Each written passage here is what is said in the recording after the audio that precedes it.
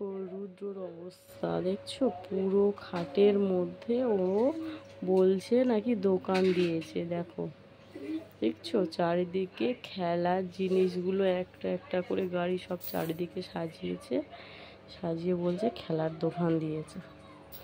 দেখছো এরকম সারাক্ষণ সারা দিনটা থাকতে পারে। জেলি খেয়েছে, জেলির প্লাস্টিক মানে যে কয়টা হয় সেটা পর্যন্ত নিয়ে রেখে দিয়েছে, বলছে ওর খেলার জিনিস।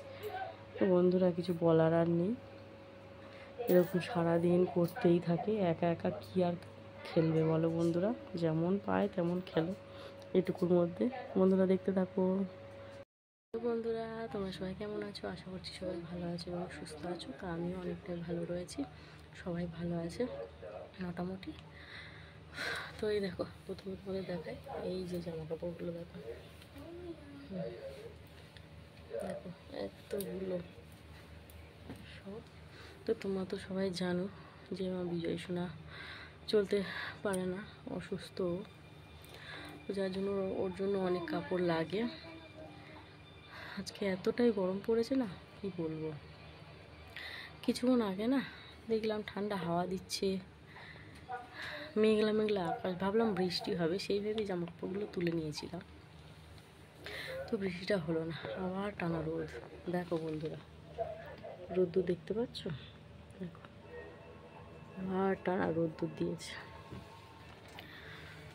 তো বন্ধুরা তোমরা তো দেখতেই পেলে, সকালে ঠাকুরের পুজো টুজো সব দিয়ে কাজকাম সেরে সোজা রান্নাতে ঢুকেছিলাম।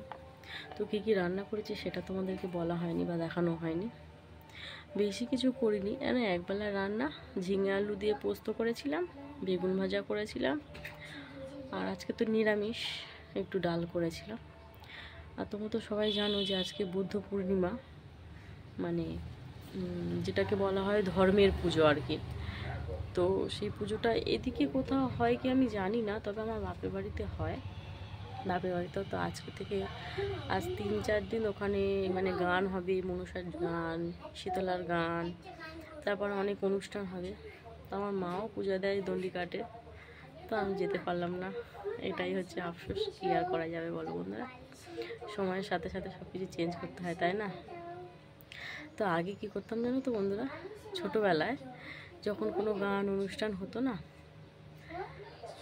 চলে যেতাম, মানে দূরে তো নয়, পাড়ার মধ্যেই। সেই গানটা শেষ না হওয়া পর্যন্ত বাড়িতে আসতাম না। মাও কিছু বলতো না, বাবাও কিছু বলতো না, কিন্তু হরিনাম হলে ওরকম আসতাম না। মাও থাকতো, সবাই থাকতো, কিন্তু কী আর করা যাবে বন্ধুরা, সব কিছু তো সময়ের সাথে সাথে মেনে নিতে হয়, তাই না? তো কী আর করবো, যেতে পারলাম না, এটাই দুঃখ। এমনকি আমাদের বাড়িতেও আজকাল পূজা পূর্ণিমাতে, জানো তো বন্ধুরা। আর একবেলা রান্না কেন বললাম, আজকে রাতের বেলায় তোমাদের দাদা বলেছে যে বুদ্ধ পূর্ণিমাও কিছু কিছু জিনিসটা মানে, ওর সাথে আমিও মানি। আগে আমি প্রত্যেকটা অমাবস্যা পূর্ণিমা মানে যা যা আছে সব কিছু নিয়ম পালন করতাম।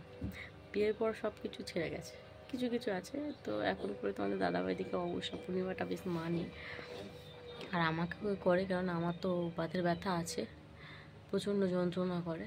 আচ্ছা সকাল থেকেই কোমরের যন্ত্রণা শুরু হয়ে গেছে। তার মধ্যে তোমাদের বিজয় সোনাকে কোলে করে চাগিয়ে নিয়ে স্নান করানো তোমরা তো সবাই জানো যে আমি 2-2.5 মাস আগে অপারেশন হয়েছি। তো ওকে কোলে নিয়ে চান করানোতে আমার প্রচণ্ড কষ্ট হয়। তো কী আর করবো বলো, সন্তান যেমনই হোক না কেন, মায়ের কাছে সব সন্তানই ভালো, তাই না বন্ধুরা?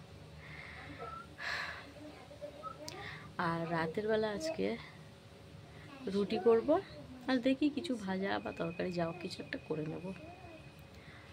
তো বন্ধুরা আজকে ভিডিওটা এই পর্যন্ত। যদি ভালো লাগে লাইক কমেন্ট শেয়ার করো, চ্যানেলে নতুন হলে চ্যানেলটা সাবস্ক্রাইব করে পাশে থেকো। টাটা।